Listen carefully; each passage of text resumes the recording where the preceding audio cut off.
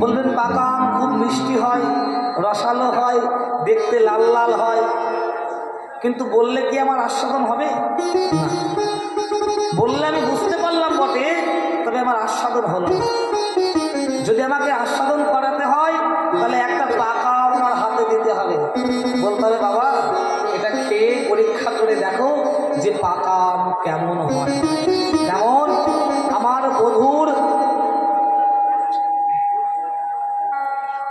আমার বধূর বাঁশিটাও মধুর, আবার বাঁশির গানটাও মধুর। তবে ললিতারে ওই মধুর মুরলী যখন বাদন হয় তখন কি হয় জানিস ললিতা? আমি আজকে যমুনায় জল আনতে গিয়ে দেখে এলাম, দেখলাম সে যমুনা ও জান বহে, যমুনা ও জান বহে, দেখলাম সে যমুনা ও জান বহে। ওই বাঁশির ধ্বনি শ্রবণ করে দেখলাম সে যমুনা ও জান বহে। ওই বাঁশির ধ্বনি শ্রবণ করে সে যমুনা ও জান বহে।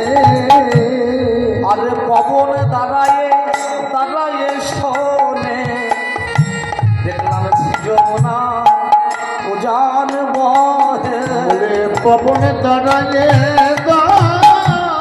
গায়ে শোনে দেখলাম সে যমুনা ও জান বহে। আচ্ছা, যে যত বড় শক্তিশালী হোক না কেন কখনো যমুনাকে উজান দিকে মানে জলের ধারাকে কখনো উল্টো দিকে চালাতে পারবে কি পারে? না। যে যত বড় শক্তিশালী হোক পবনদেরকে কখনো এক জায়গায় স্থির করিয়ে দিতে পারে না। কিন্তু আজকে দেখলাম আমার বধূ তার বাঁশি যখন বাজালো, সেই বাঁশির ধ্বনি শুনে শ্রী যমুনা উজান বইছে, পবন স্তম্ভিত হয়ে দাঁড়িয়ে শুনছে। আরে রবির নাহি চলে শ্রী যমুনা উজান বহে। দেখলাম রবির নাহি চলে, আর পবন দাঁড়ায়ে দাঁড়ায়ে শোনে গতি নাহি চলে। আর পবন দাঁড়ায়ে দাঁড়ায়ে শোনে গতি নাহি চলে। পবন দাঁড়ায়ে গতি নাহি চলে। পবনে দাঁড়ায়ে দাঁড়ায়ে শোনে দেখলাম সে যমুনা ও জান বহে। তাহলে বিনোদ অধরে বিনোদ মুরলী বিনোদ বিনোদ। আচ্ছা বলুন তো বিনোদ শব্দের অর্থ কি? বিনোদ শব্দের অর্থ কি মা? বিনোদ মানে যা চির নূতন তাই হচ্ছে বিনোদ। আর কি দেখলাম? বিনোদ গলাতে বিনোদ মালাতি, বিনোদ গলাতে বিনোদ মালাতি,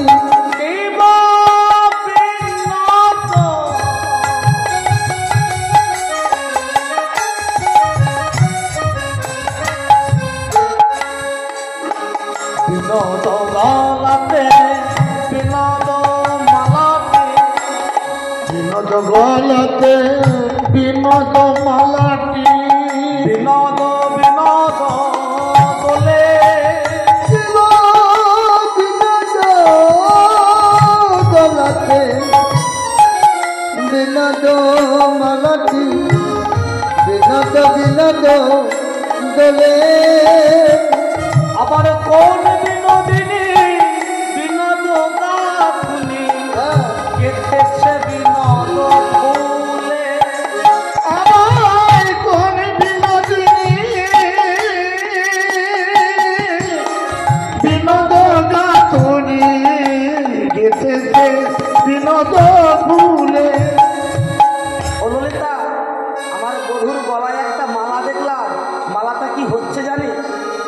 মালা দুলিছে আর বাড়িছে গো, মালা দুলিছে বাড়িছে গো। মালা তুলিছে বাড়িছে গো বধুর গলার গুনে না মালার গুনে মালা দুলিছে আর বাড়িছে গো বধুর গলার গুনে মালার গুনে মালা দুলিছে আর বাড়িছে গো মালার গুনে কি গলার গুনে দুলছে বাড়িছে গো। আচ্ছা মালাটা দুলছে কেন এত? বলি চরণে কমল পাবে বলে মালা দুলিছে আর বাড়িছে গো মালা চরণ কম বাবার আছে মালা দুলিছে আর বাড়িছে মালা চরণ কম পাবে বলে মালার আনন্দ আর ধরে না যে মালা চরণে কমল পাবে বলে মালারে আনন্দ আর ধরে লাগে বলে চরণে কমল পাবে বলে আর ধরে লাগে চরণে কমল পাবে বলে আনন্দ আর ধরে লাগে চরণে কমল পাবে বলে মালা দুলিছে আর বাড়িছে গো ওই গোবিন্দ গলার মালাটা আনন্দে দুলছে আর বাড়ছে কেন? গোবিন্দের চরণ কমল পাবে বলে।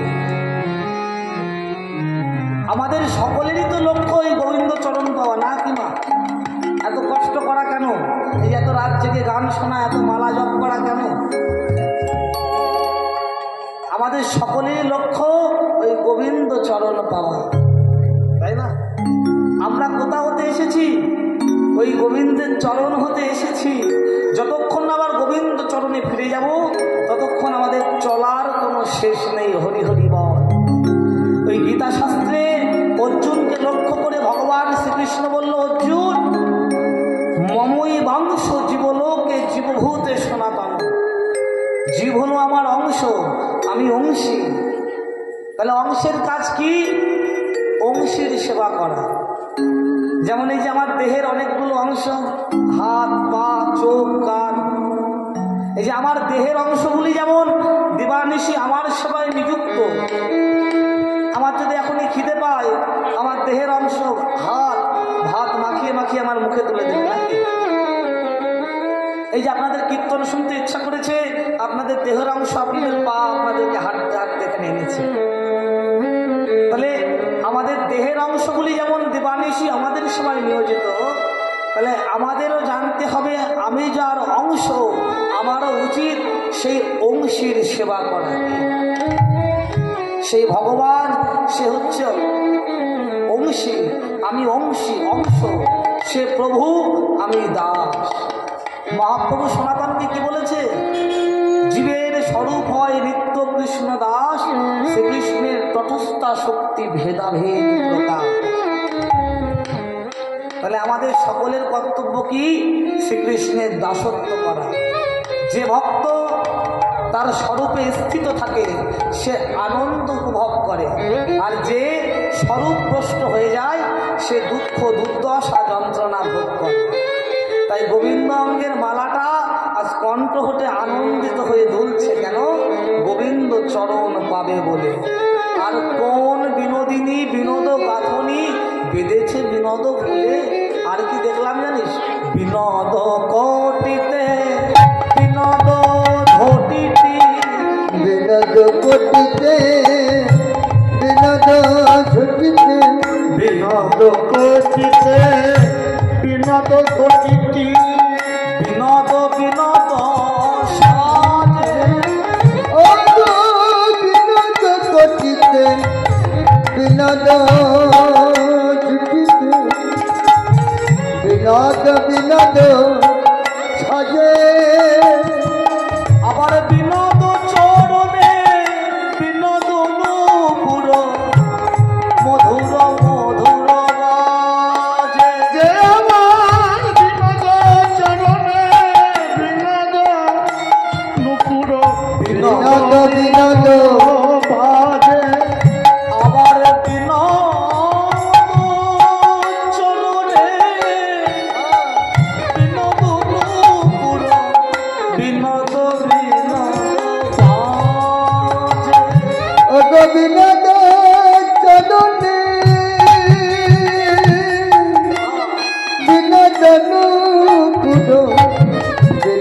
বিনোদ গাবে কহে যদু নাথে বিনোদ নাগর বিনোদ কদম্ব তলে।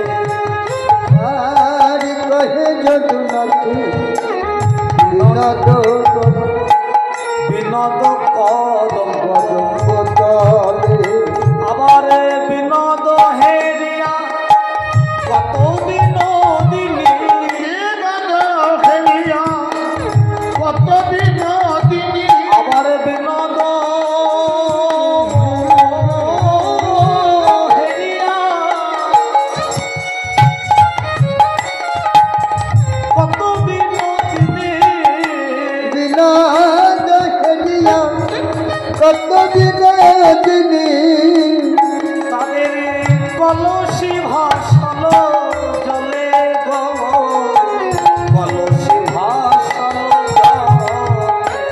আবার কলসি ভাসাল জলে গো কলসি ভাসাল জলে। তারা আর যে ঘরে রইতে না রে আমার যে ঘরে রইতে নারী তারা আর যে ঘরে রইতে না রে কাদায়ার যে ঘরে রইতে না রে ওই গোবিন্দ রূপ দর্শন করে তারা জানে যে ঘরে রইতে নারে ওই গোবিন্দ দর্শন করে তারা বিকায়ে যায় ওই শ্রীচরণে গোবিন্দ রূপে দর্শন করে তারা বিকায়ে জয় গোবিন্দের শ্রীচরণে গোবিন্দ রূপে দর্শন করে বিকায়ে যায় ওই চরণে গোবিন্দ রূপ দর্শন করে বিকায়ে যায় ওই চরণে গোবিন্দ রূপ দর্শন করে কাদায়ার যে ঘরে রইতে না রে জয়নিতাই বাবা সখী সঙ্গে রসের আলাপন রসের ভজন কিন্তু একাকী হয় না কি রসের ভজন একাকিনী হয়। এই ধরুন আজকে যদি এখানে এতগুলো শ্রোতা বসে আছে, এখন যদি এখানে কোনো কীর্তনিয়া না থাকে তাহলে রসের ভজন হবে? হবে না। আবার ধরুন এখানে একজন কীর্তনিয়া আছে কিন্তু কোনো শ্রোতা নেই, তাহলেও হবে না। তাহলে রসের ভজন একাকিনী হয় না, সাথী চাই, সাথী ভিন্ন রসের পুষ্টি হয় না। কৃষ্ণগোষ্ঠী ব্যতি দেখে অন্তরঙ্গ ভিন্ন কৃষ্ণ কথার আস্বাদন হয় না বলে সখী সঙ্গে আজ রসের আলাপ। সখীরাও আজ রূপের কথা শুনছে, আর রাধারানীও রোজ রূপের কথা বলতে পারে না বলে আজ প্রাণ ভরে সখীদের কাছে গোবিন্দ রূপের কথা বর্ণনা করছে। আহা দেখে এলাম তারে দেখে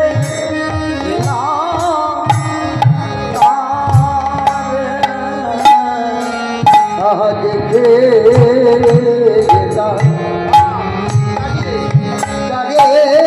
গোসই দেখে তারে আহা দেখে তারে গোসাই আমি দেখে এলাম তারে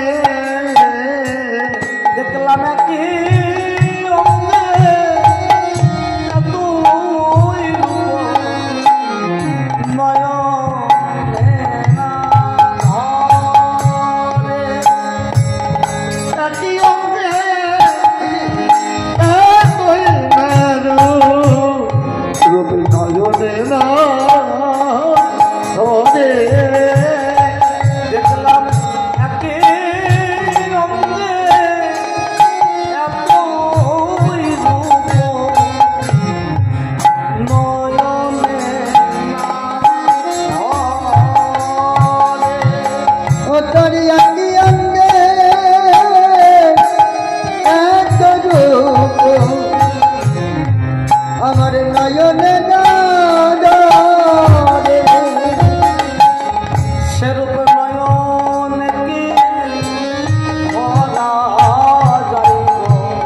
রূপ নয়নে ধরা যায় গো সেরূপ নয়নকে ধরা যাইব সেই রূপ নয়নকে ধরা যাইব এই ধরাই যেন ধরে নাব নয়নকে ধরা যাইব ধরা ধরে নাব রূপ নয়নে কি ধরা যায় গো এই ধরাই যেন ধরে নাব একবার বলবো কত সেই রূপ ধরাই অতি ধরা যাইব আমি বলবো কত সেই রূপ ধরাই ধরা যাইব তুমি বলবো কত আমি একবাদনে বলবো কত নয়নে কি ধরা যাইব একবাদনে বলবো কত সেই রূপ নয়নে কি ধরা যাইব ললিতা এই ত্রিভুবনে যার রূপ ধরে না মনে আছে অর্জুনকে একবার বিশ্বরূপ দেখিয়েছিল ভগবান তাই না তাহলে সমস্ত ত্রিভুবনটাই যার রূপ সেই ভগবানের রূপের কথা আমি এক বদনে কতটুকু বলবো তবু যতটা পারি বলি তোরা শোন দেখলাম বেঁধেছে বিনোদ চূড়া বিনোদ চূড়া দেখলাম বেঁধেছে বিনোদ চূড়া নবগুঞ্জা দে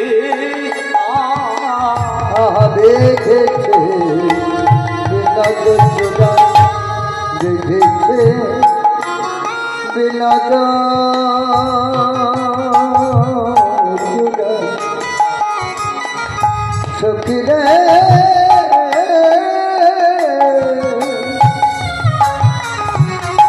দেখেছে বিনোদ চূড়া নবগুঞ্জ দিয়া রে আবার উপরে ময়ূরের পাখা কানে হেলাইয়াছে।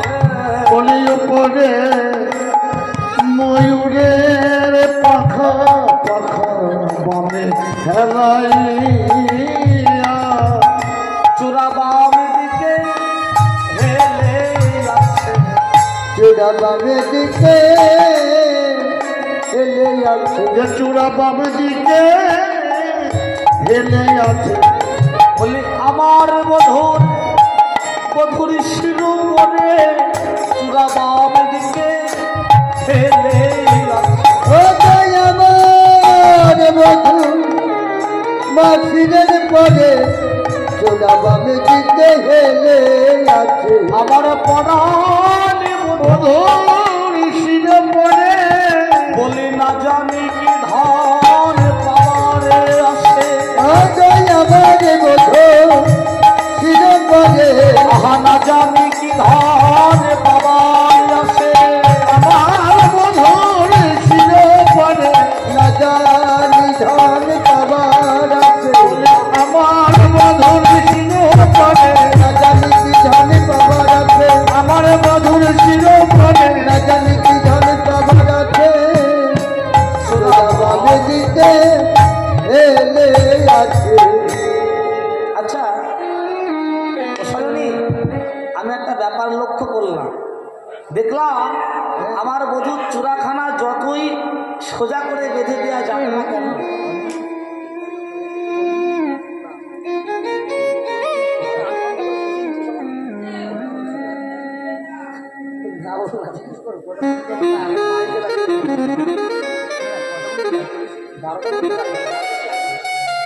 জয়নিতাই। আমার বধূর চূড়াটা যতই যত্ন করে সোজা করে বেঁধে দেওয়া যাক না কেন, ওই চূড়াটা পুনরায় আবার বাম দিকে হেঁটে যায়। কেন? একদিন গোবিন্দ আমার শয়ন মন্দিরে যাবার আগে ওই শয়ন মন্দিরের একটা নিভৃত কক্ষে তার চূড়া বাঁশি ধরা সব খুলে গোবিন্দ শয়ন মন্দিরে শয়ন করেছে। এখন চূড়া বাঁশি নুপুর একটা জায়গায় আছে, তো ওই চূড়াটা